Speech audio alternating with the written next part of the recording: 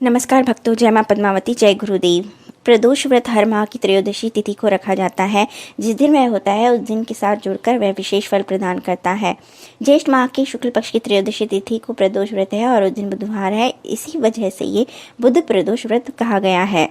हिंदू धर्म में प्रदोष व्रत भगवान शिव को समर्पित है और एक बहुत ही महत्वपूर्ण माना जाता है।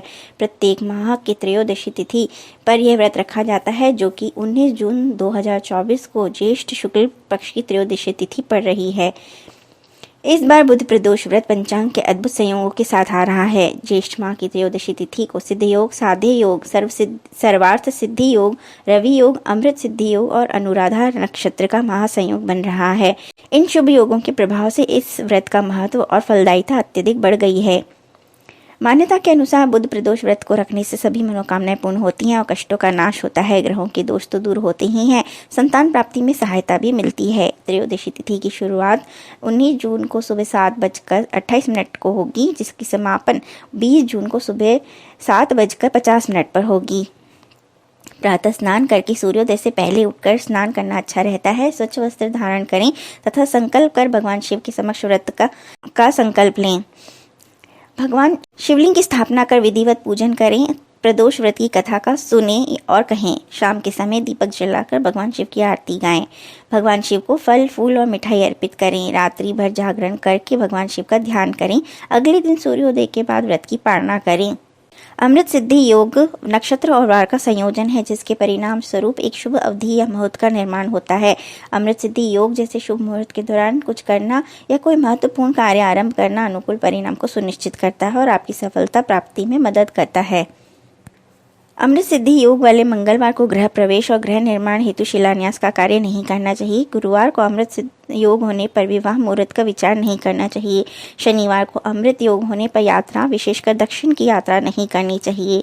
इसके अलावा यदि हस्त नक्षत्र रविवार को, सोमवार को मृगशीर्ष, मंगलवार को अश्विनी, बुधवार को अनुराधा, गुरुवार को पुष्य, शुक्रवार को रेवती और रोहिणी नक्षत्र शनिवार को पड़ता है तो अमृत सिद्धि योग बनता है।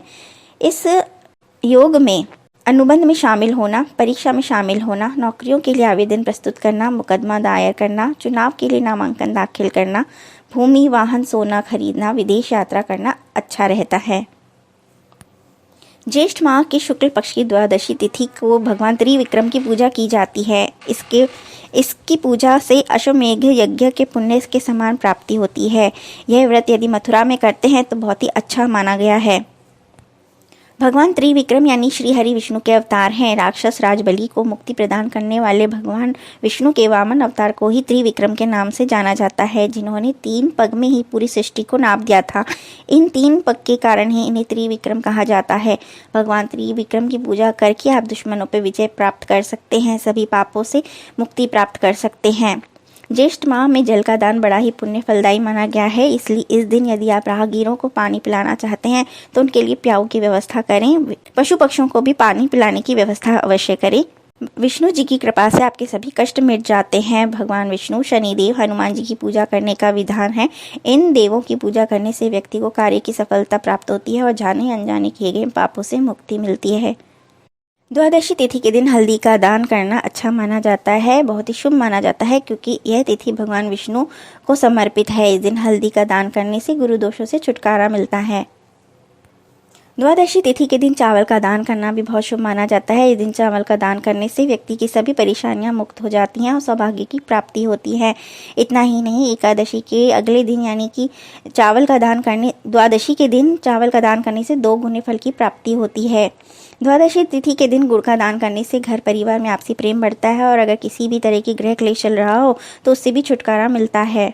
यदि आप समर्थ हैं और आपके वैवाहिक जीवन में परेशानी चल रही है तो द्वादशी तिथि के दिन केसर का दान करें। इससे आपका वैवाहिक जीवन सुखमय रहता है और मनचाहे जीवन साथी की कामना भी पूर्ण होती है। द्वादशी तिथि के दिन तिल का दान करना अत्यंत लाभकारी होता है, क्योंकि इसको करने से शनि दोषों से छुटकारा मिलता है। साथ ही कुंडली में यदि राहु केतु की स्थिति कमजोर हो तो वह भी ठीक हो जाती है।